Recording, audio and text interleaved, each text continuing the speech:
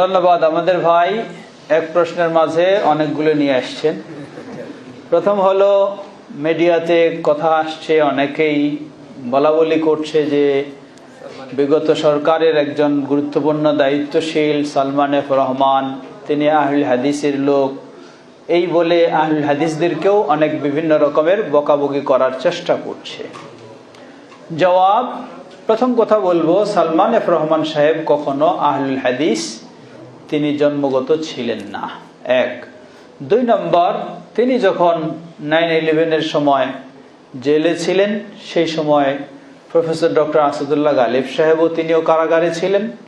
উভয়ের একসাথে কারাগারে সাক্ষাৎ হলে সেখান থেকে তিনি আহলুল হাদিসের কিছু তথ্য পান এবং আহলুল হাদিসের প্রতি তার একটা দুর্বলতা বা ভালো ধারণা সৃষ্টি হয়, যার কারণে গালিব সাহেবদের কখনো প্রোগ্রাম হলে তিনি তাদেরকে দাওয়াত দিতেন, সেই প্রোগ্রামে উনিও অংশগ্রহণ করতেন। বিষয়টা এতটুকু।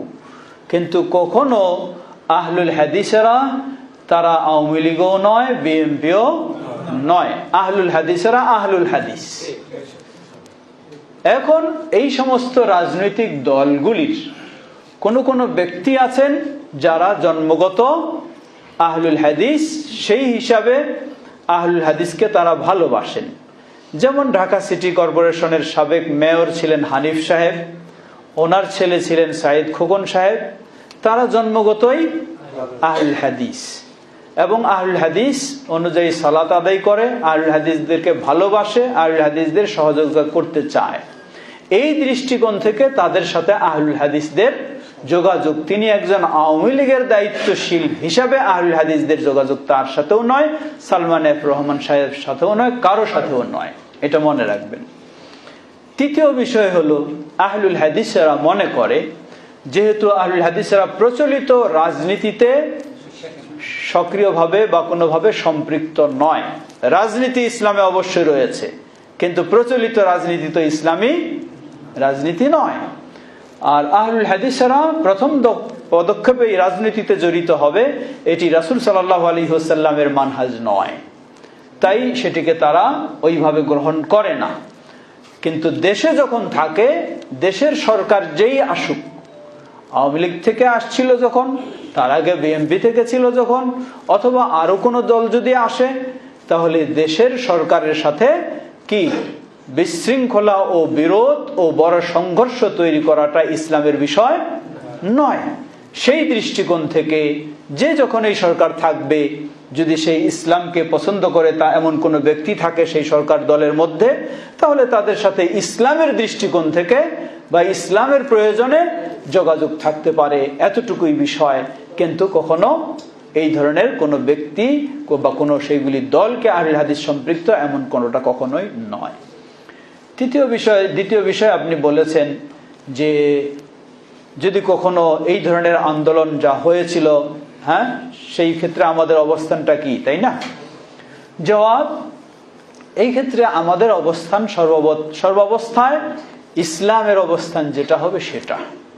এখন ইসলামের অবস্থান কি? ইসলামের অবস্থান হলো, কখনো রক্তপাত, পরিবেশ তৈরি হবে রক্তপাতের, এমন পরিবেশ তৈরি করা উচিত নয়। এজন্য সরকারের বিদ্রোহ ঘোষণা করা, এটি শরীয়তের একটি গুরুত্বপূর্ণ মাসআলা, খেয়াল রাখবেন। বিদ্রোহ ঘোষণা করা বৈধ কি না? জবাব, যদি দেখা যায় সরকারের, এটি বাংলাদেশ হোক বা যে কোনো দেশই হোক, সরকারের সাথে, এটি যদি মুসলিম সরকার না হয়, তাহলে সরকারের সাথে বিদ্রোহ ঘোষণা করে যদি পরিবেশ পরিস্থিতিটা আরো জটিল হওয়ার আশঙ্কা থাকে, তাহলে ওই বিদ্রোহ ঘোষণায় যোগ দেওয়া যাবে না। এটি শরীয়তের বিধান। কারণ শরীয়ত কি চায়? ইসলাম বলে যে ভালো, যদি এই কাজটা করে আরো জটিল হয় তাহলে তো ভালো হলো না, তাই সেখানে এটাকে সমর্থন দেবে না। কিন্তু এমন প্রেক্ষাপটে যদি এই ধরনের পরিস্থিতি হয়, প্রাথমিক কিছু সমস্যা দেখা দিলেও সেটি ব্যাপক হওয়ার কারণে পরে কি হয়ে যাওয়ার সম্ভাবনা রয়েছে, ন্যায়টাই বা ভালোটাই প্রতিষ্ঠিত হওয়ার সম্ভাবনা রয়েছে, তখন সেখানে সমর্থন দেওয়ার সুযোগ রয়েছে। অতএব এই যে প্রেক্ষাপটটা গেল, এখানে আহলুল হাদিসদের অবস্থানটাও সেই রকম। যখন দেখা গেছে পরিবেশ কি হয়েছে, বড় জুলুম থেকে মুক্ত হয়েছে, এখন অবশ্যই আহলুল হাদিসরা সেটাকে সমর্থন দেবে, অবশ্যই। আল্লাহু তাআলা আ'লাম।